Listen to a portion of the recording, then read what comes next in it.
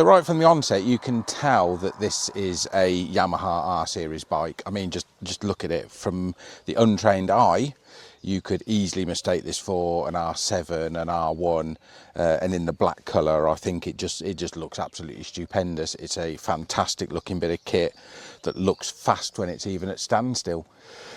So if this is your first A2 machine, it is definitely something to consider, because like I say, just from looks alone, it's absolutely fantastic.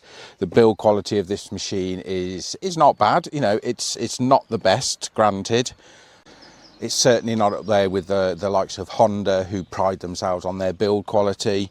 Some of the parts on this, you know, they're not brilliant. Some of these side panels are quite plasticky, but then that's reflected in the price. This bike sits with its competition, it sits in the middle really on the price, with the cheapest bike being the KTM. That's at £5,899. This sits nicely in the middle at around 6,400, 6,500, with the most expensive one being the Honda CBR at nearly £7,000. So you really get what you pay for with this.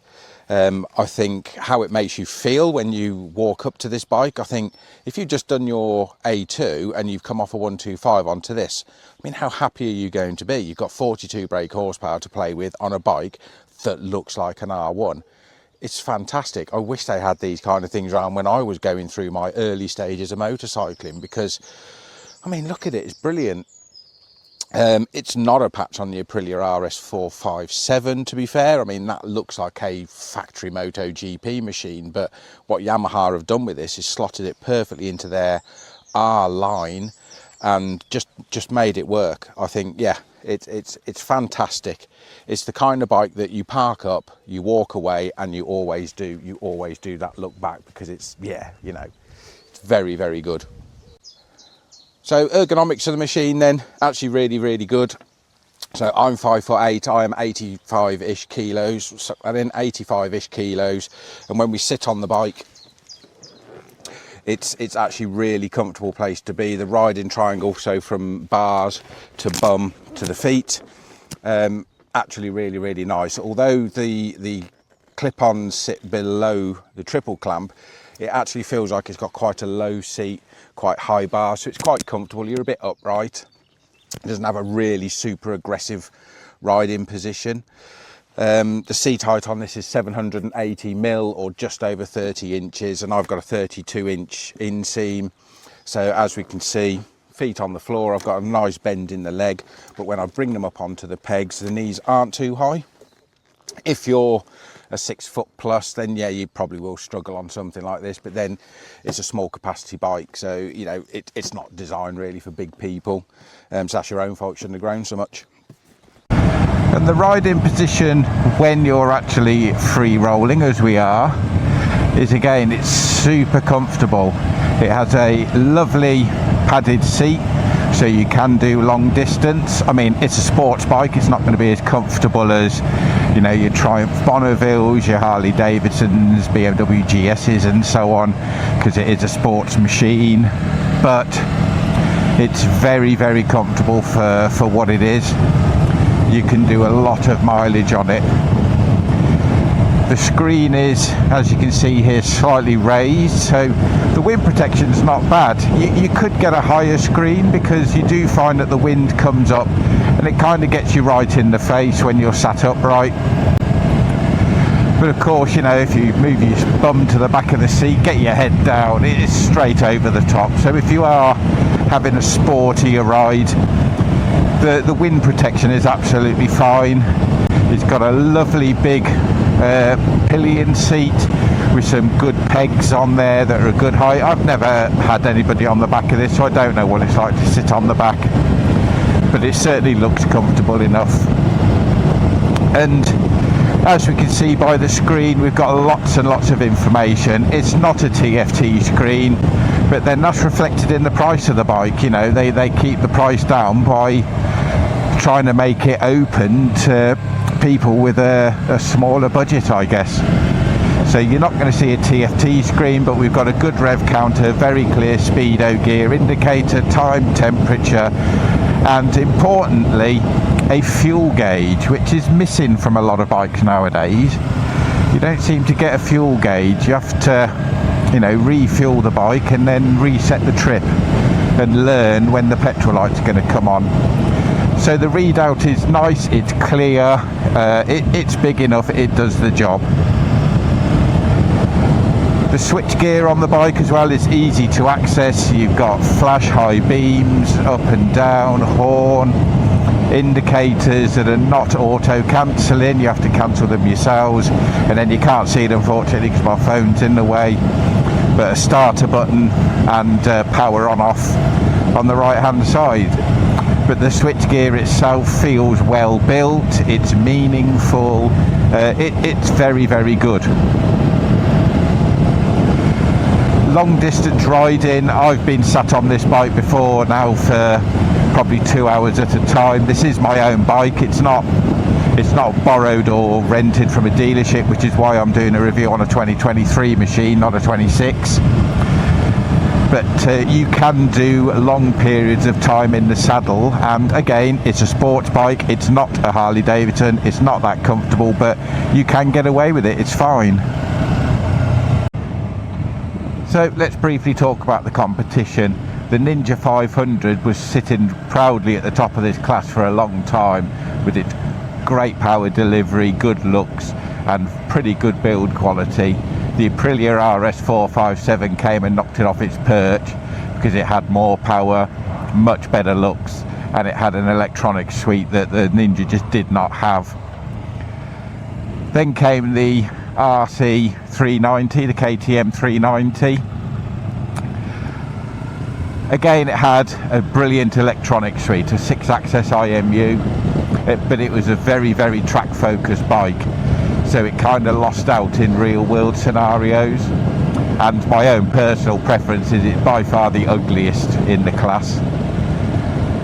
We also have the Honda CBR 500R.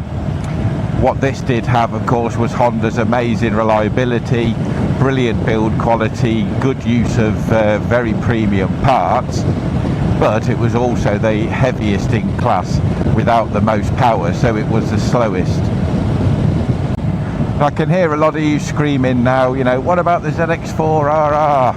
It doesn't count, it really doesn't count in this class because it's not an A2 compliant machine like the rest of them are. It's got nearly double the power of most of these. It's an inline 4, not a parallel twin. So unfortunately the ZX4RR is not a comparison for this bike at all. It would probably spank it in every single way possible. So this bike is sporting a 321cc, 260 degree parallel twin. It puts out 42 brake horsepower. It has 30 Newton meters of torque, and peak power is made at around 10,500 revs. The power delivery on this is smooth and linear, which is why Yamaha never put traction control on it. Their theory is that because the power is so predictable and so controllable that you can control it with the throttle, you don't need electronic inputs, which is why they never bothered putting traction control on it. It's a very, very revvy little engine. It redlines all the way around to 12,500 RPM with peak power made at, like I say, about 10,500. So this lovely little engine will actually rev all the way through quite happily and sit there singing away at the top of its rev range all day. It's a fantastic, lively little engine. It is only 42 brake horsepower, so in normal road conditions overtakes need to be planned, but they are easily doable. You can very, very easily overtake most moving traffic. It will sit on a motorway at 70 mile an hour quite happily, singing around 7,000 RPM. As I mentioned, it won't redline until 12.5, so you've got plenty of revs left.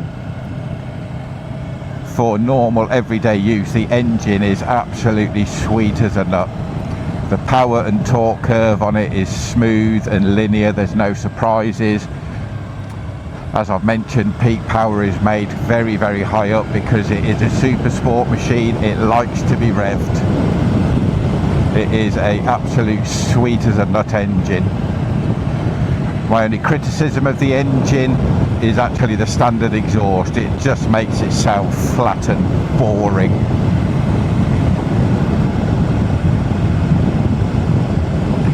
But stick a road legal can on the end of it and you can change all that.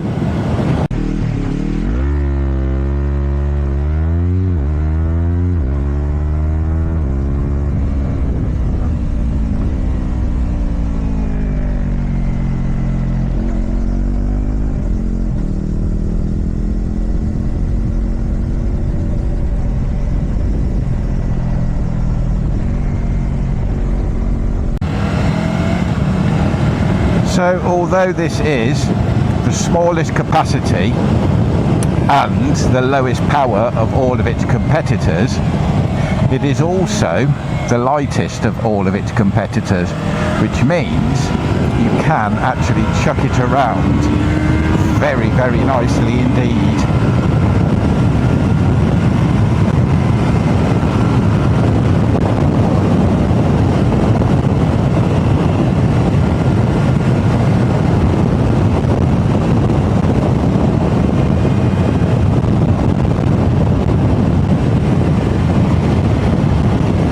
Is an exceedingly flickable machine, whether that's on road or on track.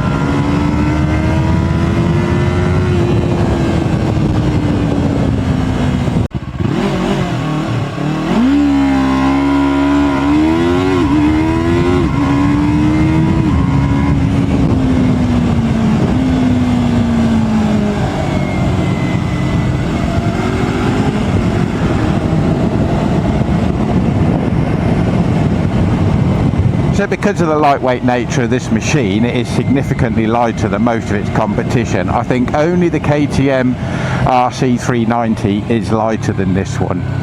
So the curb weight of this bike is 169 kilograms. That means all the oil, all the petrol is in there. So because it's one of the lightest, like I say, it is exceedingly flickable, very reactive to rider input.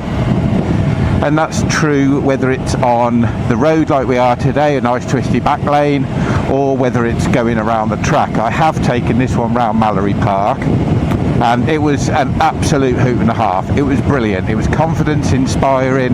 I think the only downside to these kind of bikes, and I mean, you know, the smaller capacity ones, is it's harder to get the tyres up to temperature because they're doing a lower speed and there's lightweight. The tyres are working less hard.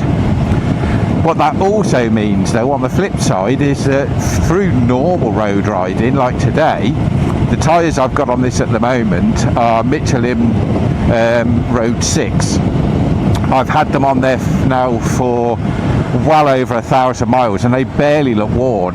You know, you're going to get good tyre life out of it. Whoa, that nearly went wrong then, didn't it? Jesus. Woo, nearly died then. But yeah, so the tyre life that you get out of these are very good. Small, lightweight bikes with minimal power. They're not going to overstress the tyres, but then, like I say, on track they're not going to overheat them either. The brakes on this machine, it's a single rotor on the front, twin pot calipers. I believe, I can't remember what make they are.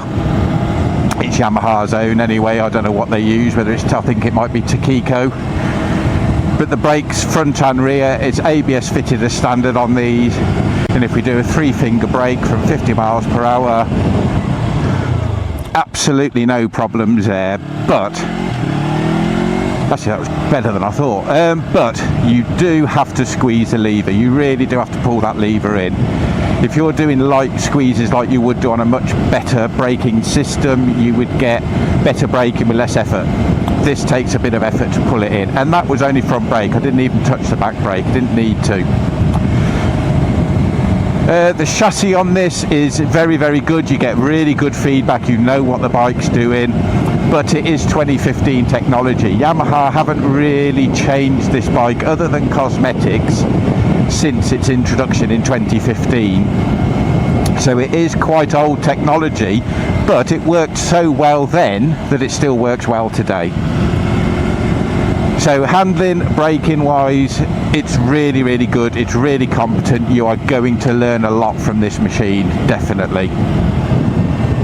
So when we talk about technology then, so most modern bikes come with a 6-axis IMU, TFT screens, you know, lean sensitive ABS, anti-wheelie, anti-slide, traction control, all the gubbins that make riding safer in the manufacturer's viewpoint. This does not. So you look at something like the KTM RC390, that does come with a 6-axis IMU, and that really helps support it when it's doing a lot of track riding. Whereas this only comes with ABS, so front and rear ABS as standard, and that's it. You don't get traction control, you don't get lean sensitive ABS, you don't get a TFT screen. We've got a standard LCD screen down there that is very, very clear. There is nothing wrong with it whatsoever. But again, this is where Yamaha then makes it more accessible to the end user. If you are genuinely bothered by things, you know, the fancy stuff like TFT screens, you know, lean sensitive ABS, slide control, wheelie control, this really isn't the bike for you. If what you're looking for is a fun, lightweight, capable bike that you can use every single day, that doesn't have any of the thrills and frills, and you want to stick to a budget, then this is right in there. This is definitely in there. As I mentioned earlier, price wise, this sits right in the middle, and I would argue technology wise it's way behind the rest, but it does make up for that with handling. It really does. It's a great bike. Using it every day, you're going to get around 80 miles to the gallon from this, so it's gonna do, I think I get about 175 to 180 miles to the tank. The tank is a 15-litre tank, and it's very, very fuel efficient. It's absolutely brilliant. Normal road riding, you will easily get, you know, you could get up to 200 miles out of this tank. I've never pushed it that far. I have had it where the fuel gauge down here has started flashing at me, and I've done about 180 miles. And that's a mixture of, you know, spirited riding like we've been doing today, or just normal casual bimbling around such as what we're doing now. So fuel economy is very, very good. Dealer network really depends where you live. The rule of thumb really is don't buy a brand new bike from a dealership that is 200 miles away from your house. It's a pain in the arse, it really is. Because what you want is, you want that support, you want that servicing, you know, on your new bike. Some people don't agree with it and they say screw the warranty, but you know, that's up to them. You're paying the money for the bike, you do what you want with it, but making sure you've got a good dealer network near you, I think, is key. That's a lot of shit on the road.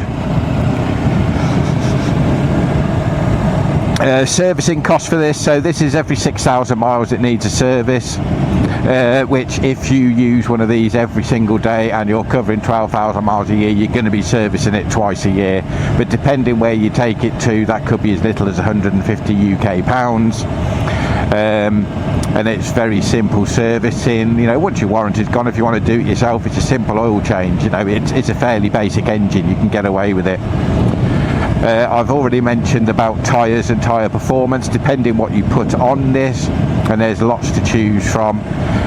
Your tyres you're probably going to only need to replace every couple of years, and I think the tyres for this were £350 front and rear fully fitted, and if you've only got to do that every 2 or 3 years, you're kind of laughing really, aren't you? So to live with this every single day is brilliant. I ride it all year round. I will change into my winter kit with heated gloves because you don't get heated grips, and I will happily ride this in the middle of winter. You've got more than enough wind protection to keep the cold off you, and the bike has got enough power that you don't have to worry about cold tyres. The handling and brakes are good enough for cold, wet, damp, horrible, icy roads. It's predictable, you know, it's really good. You can buy one of these and use it every single day. That's bumpy, without any real worry. It's great. So who is this bike for then? So it is aimed directly at sort of A2 license users. So you're 19 years old, you've just passed your mod 2, you can now have something up to and including a 47 brake horsepower machine. That's where this slots nicely into. It's a stepping stone from a 125 for a 19-year-old to start cutting their teeth on a bigger bike and experience a little bit more power before they start jumping up to things like, you know, your R7s and so on. I think if you're in the marketplace to continue on the sports bike route in the parallel twin world, this is absolutely spot on, as is, to be fair, the rest of them, because most of the modern day mid-range super sport machines now, they are all parallel twins. There's very, very few inline 4-cylinder screamers that certainly I grew up with. Your CBR 600RR and your ZX6R being probably the only two that are currently on sale anywhere. So you're going to be experiencing parallel twin power, reliability and ownership on something like this, ready to move up to things like maybe an RS660, R7, something like that. So that's who it's aimed at, should you get one. I think to be fair, I've never actually ridden any of the other machines that I've spoken about, so I don't really have much of a comparison. But I do own this bike, and I've owned this bike now for 3 years. And in those 3 years, it has never given me a single issue. All it has ever done for me is returned exactly what I asked it to do. I bought this because I had a Panigale V4 that I didn't want to ride all year round, and I wanted a bike that was going to be cheap to run, cheap to buy, fun. I could do a track day on it if I wanted to, and this fit the bill. It did absolutely brilliantly. Now, I've been riding for many, many years, and it still makes me laugh now. It still impresses me now. It's such a good machine. But I think if you've come off a 125 and you're still in your teenage years, or not for that matter, but if you've just come off a 125 and jumped onto something like this, you're going to have so much fun. And quite frankly, I think a lot of it now, really, bike ownership comes down to, have you sat on it, have you given it a test ride, and do you like it? If you do, don't buy it based on the specs, don't buy it on the fact it doesn't have a TFT screen, don't buy any bike because of what the manufacturer says or what the pieces of paper say. Buy a bike and how it makes you feel. But I strongly recommend that you try an R3. Don't just go for the Aprilia because, you know, everybody loves the Aprilia and it's the most exotic. Don't just go for the RC 390 because you know it's going to be good on track, and don't go for the Kawasaki because it's green. Try different things. See how you get on. See what fits with you. See what works. But what I will say is, I think if you have a go on one of these, on the R3, it is not going to disappoint you. You are going to enjoy it. It's a barrel of laughs, and I definitely recommend it. So I hope this has been informative to you. It is my first proper go at a bike review. I'm hopefully going to try and do some more if this one goes quite well. I hope it's been informative, and I really genuinely hope to see you all on my next load of videos. Go and have a look at my profile, like and subscribe, all the usual sort of YouTube tat, and I hope to see you all again soon. Thanks very much for watching, everyone.